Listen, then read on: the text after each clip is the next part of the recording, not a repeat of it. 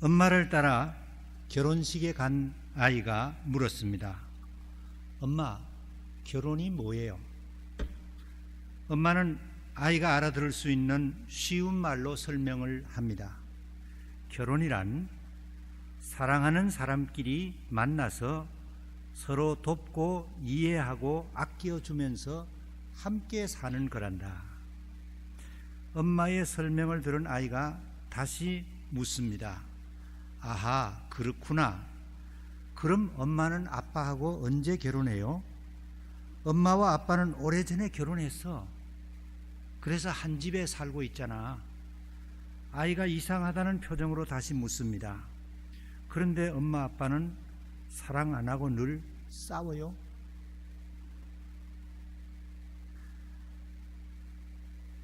엄마 아빠 정말 결혼한 것 맞아요? 많은 사람들이 머리로는 결혼이라는 의미를 알고 있지만 결혼한 사람답게 살지 못하고 있는 적이 많습니다.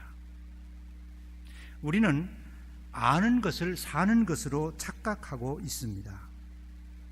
결혼은 잠깐 사랑하고 참고 이해하다가 그 후로 오랫동안 다투고 양보 안 하고 불평하며 사는 것이다 라는 말이 맞는 듯도 합니다. 현대는 지식 폭발의 시대입니다. 우리가 아는 것은 많은데 사는 것은 점점 줄어들고 있습니다. 대학을 나온 아들보다 중학교를 나온 아버지의 인격이 더 훌륭합니다. 성도는 많이 아는 사람이 아니라 아는 대로 사는 사람입니다. 교회가 세상의 인정을 받지 못하는 이유가 무엇일까요? 하나님의 거룩한 지식을 따라 살지 못하는 우리들의 생활 때문입니다. 때로는 지식과 지혜가 사람을 유혹하여 악한 일을 하게도 만듭니다. 이사야서 47장 10절에 이렇게 말씀합니다. 네가 네 악을 의지하고 스스로 이르기를 나를 보는 자가 없다 하나니 네 지혜와 지식이 너를 유혹하였음이라. 네 마음에 이르기를 나뿐이라 나 외에 다른 이가 없다 하였으므로 재앙이 네게 임하리라. 하나님의 자녀인 우리 모두는 하나님을 두려워하며 하나님을 경외하며 살기를 원합니다. 몇 해 전에 성지순례를 갔습니다. 여리고에 있는 팔레스타인 호텔에서 하루를 묵었습니다. 근데 들어갈 때부터 약간 겁이 났습니다. 왜냐하면 지금 여리고 지역은 유대인들이 한 사람도 없습니다. 다 100% 팔레스타인 사람들이 살고 있습니다. 팔레스타인 도시가 되었습니다. 그래서 밤에 여리고 시내에 나가기가 무서웠습니다. 예수님이 사셨던 시대 여리고는 평화로웠습니다. 예수님과 제자들이 여리고에 갔을 때 소경 바디메오를 만났습니다. 그리고 바디메오의 눈을 뜨게 해주셨습니다. 오늘 본문의 스토리가 바로 그 이야기입니다. 예수님께서 이 바디메오를 통해서 우리에게 주신 첫 번째 메시지는 구하는 자가 받는다. 소경 바디메오가 길가에 앉아 구걸을 하다가 갑자기 저편에서 웅성웅성 사람들이 몰려오는 소리가 났습니다. 바디메오가 물었습니다. 이게 무슨 소리입니까?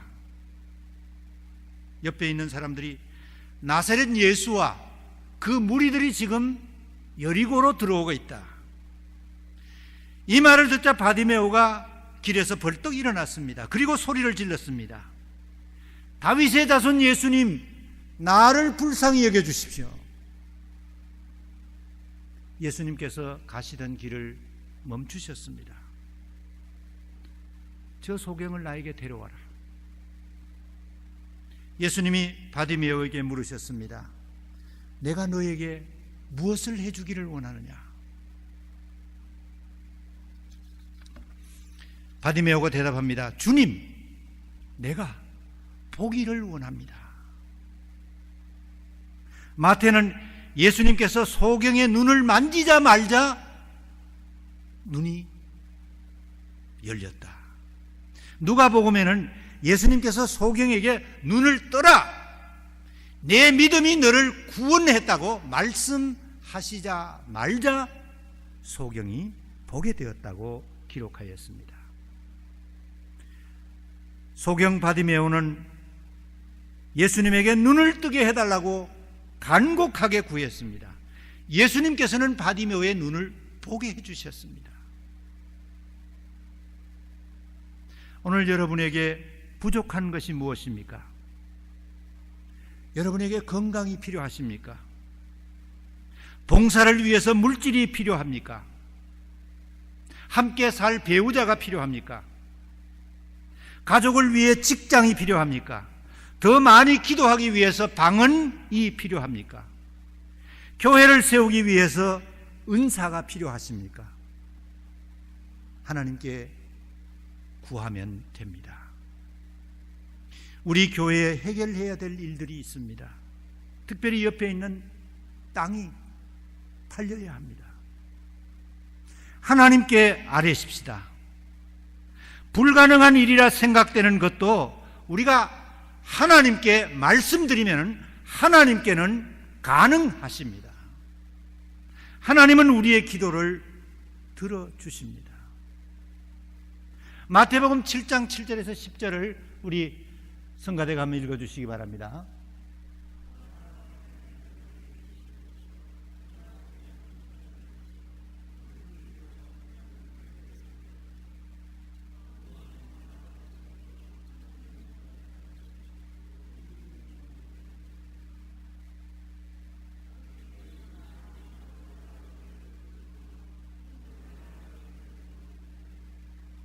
(10절입니다) 너희가 악해도 너희 자녀에게 좋은 것을 줄 줄 알거든 하물며 하늘에 계신 너희 아버지께서 구하는 자에게 좋은 것으로 주시지 아니하시겠느냐. 우리 자녀들이 아버지한테 구해도 주는데 하물며 하늘에 계신 하나님께서 하나님의 자녀인 우리가 기도하는데 왜 들어주지 아니하시겠습니까? 바디메오처럼 하나님께 구하고 받으십시다. 그리고 하나님께 감사하며 사는 믿음 생활 되시기를 바랍니다. 또 오늘 본문을 통해서 예수님은 뒤로 물러서지 말라고 하십니다. 우리가 세상을 살아갈 때 큰 어려움을 만날 때가 있습니다. 누구든지 좋은 일도 만나지만 힘든 일을 만날 때가 있습니다. 그때 두 가지 타입이 있습니다. 하나는 낙심하는 사람이 있습니다. 두 번째는 낙심하지 않고 도전하는 사람이 있습니다. 영국에 한 남자가 있었습니다. 이웃에 사는 여인과 사랑에 빠졌습니다. 그 여성과 결혼하기를 원했지만 그 여성은 결혼을 거절했습니다. 이 남성이 매주간 편지를 써서 이 여인의 집에 러브레터를 매주 한 통씩 보냈습니다. 드디어 42년 후에 결혼하게 되었습니다. 그의 나이 74세였습니다. 좀 웃기는 이야기지만 포기하지 않은 사람이 얻은 결과였습니다. 지난 주간에 에스더서를 읽다가 발견한 것입니다. 에스더와 모르드게가 정말 기가 막힌 현실을 만나게 됩니다. 낙심할 수밖에 없는 형편에서 이 두 사람은 낙심하지 않습니다. 왜냐하면 이 모르드게는 성을 지키는 문지기였습니다. 그런데 그 당시 페르시아 왕국의 재상인 하만에게 모두 다 절하는데 모르드게만 절하지 않았습니다. 이게 제사장에게 하만에게 보고가 되었습니다. 하만은 모르드게뿐 아니라 모르드게의 족속인 유대 민족들을 몽땅 다 죽이기로 작정을 합니다. 그리고 왕에게 허가를 받았습니다.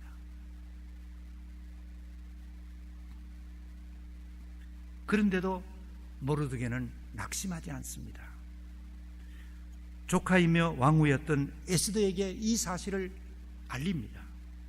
에스더는 3일 동안 삼촌 온 유대인들에게 알려주십시오. 3일 동안 나를 위해서 금식해 주십시오. 그리고 내가 왕이 부르지 않아도 나가겠습니다. 그 당시 페르사 왕의 법에는 왕이 부르지 않는데 누구든지 들어가면 왕 앞에 나가면 죽임을 당합니다. 3일 동안 금식한 후에 에스더는 왕에게 나아갔습니다. 모르드게를 죽이려 세운 그 높은 장대에 하만이 대신 달리게 됩니다. 유대인을 죽이려던 초상날이 잔칫날이 되었습니다. 모르드게와 에스더는 하나님을 믿고 하나님을 의지하고 낙심하지 않고 뒤로 물러서지 않았습니다. 히브리서 10장 37절에서 39절 우리 남자반에서 읽어주시기 바랍니다. 시작.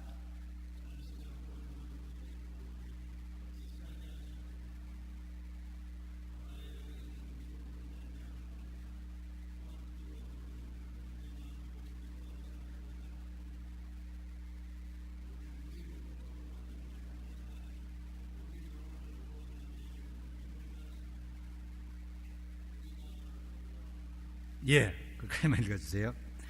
또한 뒤로 물러가면 내 마음이 그를 기뻐하지 아니하리라. 우리는 뒤로 물러가 침륜에 빠질 자가 아니요 오직 영혼을 구원함에 이르는 믿음을 가진 자니라.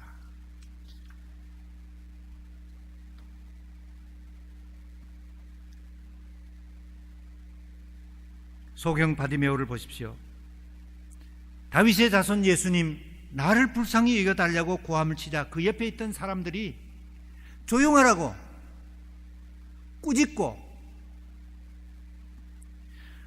너는 소경이야. 소경이 네 팔자야. 네 운명대로 살아야지 뭘 떠드느냐고 그러면서 방해했습니다. 그러나 바디메오는 나사렛 예수라는 말에 뒤로 물러서지 않았습니다. 10장 48절에 보면 더욱 큰 소리를 질렀다. 다윗의 자손 예수님 나를 불쌍히 여겨달라고. 결국 바디메오는 예수님을 만나게 되었습니다. 그리고 그의 눈이 치유를 받았습니다. 지금도 기도하는 성도는 낙심하지 않습니다. 지금도 기도하는 성도는 뒤로 물러가지 않습니다. 왜냐하면 하나님이 살아계시는 것을 믿기 때문입니다. 하나님이 나를 도우실 것을 믿기 때문입니다. 시편 146편 5절에 이렇게 말씀하셨습니다. 야곱의 하나님을 자기 도움으로 삼고 자기의 하나님이신 주님께 희망을 거는 사람이 복이 있다. 로마서 8장 28절 우리 다 같이 읽겠습니다. 시작. 우리가 알거니와 하나님을 사랑하는 자 곧 그의 뜻대로 부르심을 입은 자들에게는 모든 것이 합력하여 선을 이루느니라. 우리 모두 능력이 많으신 하나님을 의지하십시다. 그리고 하나님의 때를 기다려 보십시다. 끝으로 가난하고 병들고 희망이 없어 보이는 사람도 예수님의 제자가 될 수 있다고 본문은 우리에게 말씀하십니다. 여리고 사람 바디메오는 정말이지 불쌍한 사람이었습니다. 아마도 그 당시 여리고에서 제일 불쌍했을 겁니다. 소경이니까 눈이 보이지 않으니까 일을 할 수 없잖아요. 그러니까 가난하죠. 그러니까 거지가 된 겁니다.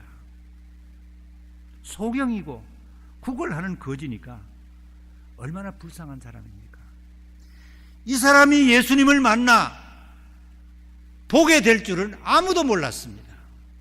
이 사람이 예수님을 만나 예수님의 제자가 될 줄은 아무도 몰랐습니다. 마가복음 10장 52절 여자반에서 읽어주시기 바랍니다. 시작.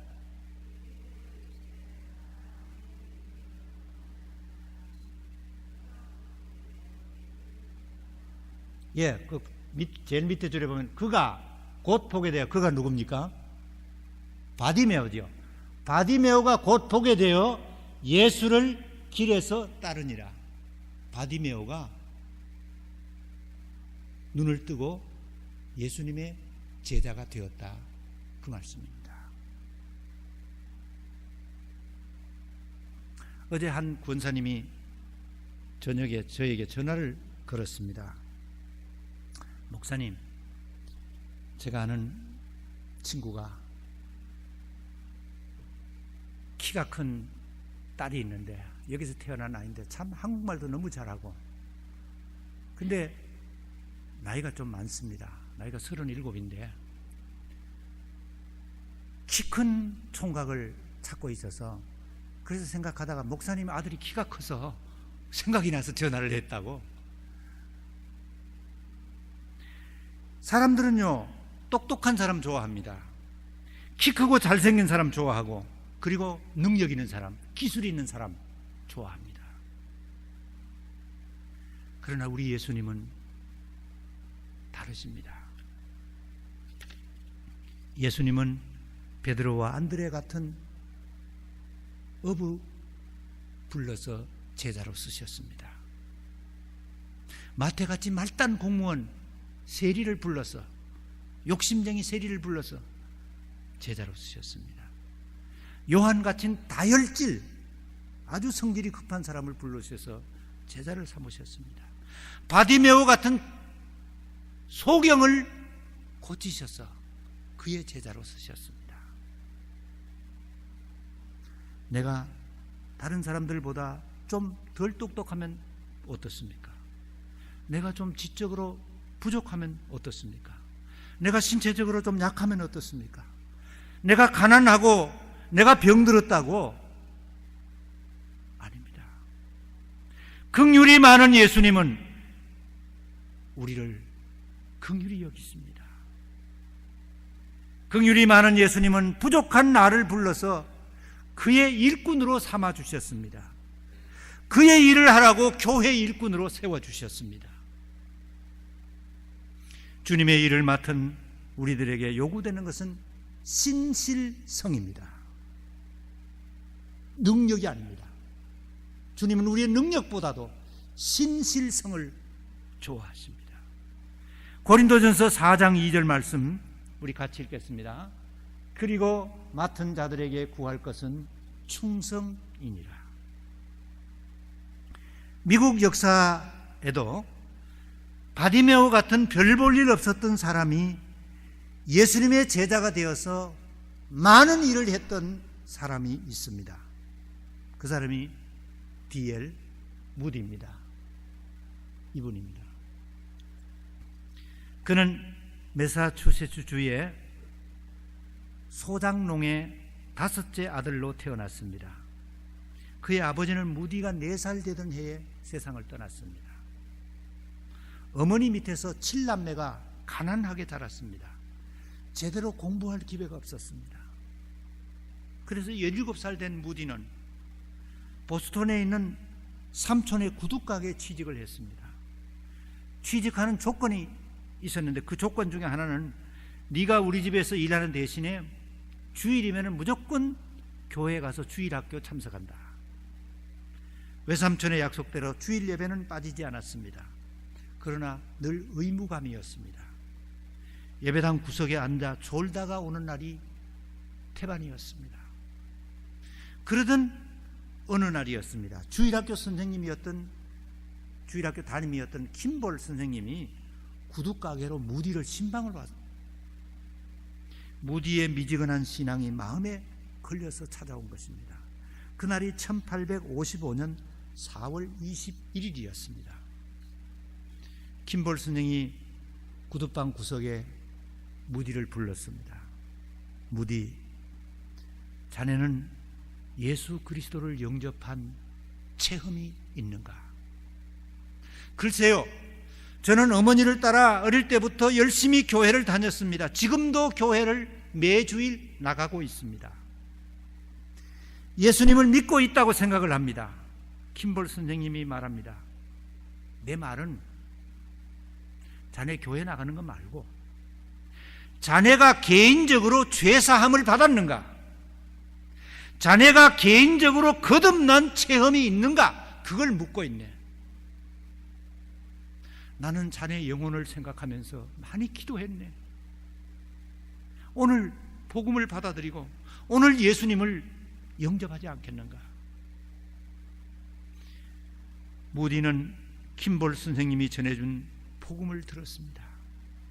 하나님께서 나를 살리기 위해 자기 아들을 십자가에 죽게 한 사실을 깨달았습니다. 예수님이 나 대신 죽으셨다는 사실이 가슴 깊이 사무쳐 온 것입니다. 눈물과 콧물이 앞을 가리어 앉아 있을 수가 없었습니다. 지금까지 자신이 지은 죄를 하나하나 하나님께 회개했습니다. 무디 한 사람의 회개가 훗날 수많은 사람들을 하나님의 품으로 인도하게 되었습니다. 그는 그날 회심을 이렇게 기록했습니다. 그리스도의 은혜로 죄사함을 받은 날 아침 밖으로 나가 만물을 보았습니다. 태양이 그토록 사랑스럽게 보인 적이 없었습니다. 나무에서 지저귀는 새소리도 내 마음을 감동시켰습니다. 모든 것이 새로웠습니다. 그는 구원받자마자 너무 기뻐서 어머니에게 편지를 썼습니다. 어머니, 기뻐해 주세요. 1837년 2월 5일은 제가 어머니 아들로 태어난 생일입니다. 18년이 지난 오늘 1855년 4월 21일은 성령으로 제 인생이 거듭난 영적 생일입니다. 거듭난 지 1년 후에 무디는 시카고로 이사를 갔습니다. 조그만 잡화점을 운영했습니다. 그리고 주일이면 작은 교회에 나가서 주일학교 교사로 섬겼습니다. 처음 그에게 맡겨진 아이들이 16명이었습니다. 무디가 얼마나 열심히 기도하고 얼마나 열심히 성경을 읽고 가르쳤는지 몇 년 뒤에 그 교회 주일학교 학생들이 1000명이나 모였습니다. 그 후에 무디는 하나님의 사람으로 쓰임받게 됩니다. 초등학교도 제대로 못 나온 사람, 목사 안수도 받지 않는 사람, 이 무디가 미국 전국을 다니며 전 영국을 다니며 전 세계를 다니며 복음을 전하는 전도자가 되었습니다. 무디는 1억 명 이상에게 복음을 전했습니다. 수백만 명을 회심해서 예수 그리스도에게 오게 하였습니다. 지금도 시카고에는 그를 기리는 무디 바이블 칼리지가 있습니다. 제가 섬기던 교회 한 청년도 이 학교를 나와서 하나님의 일꾼으로 쓰임받고 있습니다. 가난했고 불쌍한 시골뚜기 무디, 예수님을 만나 예수님의 제자로 쓰임을 받았습니다. 기도하시겠습니다.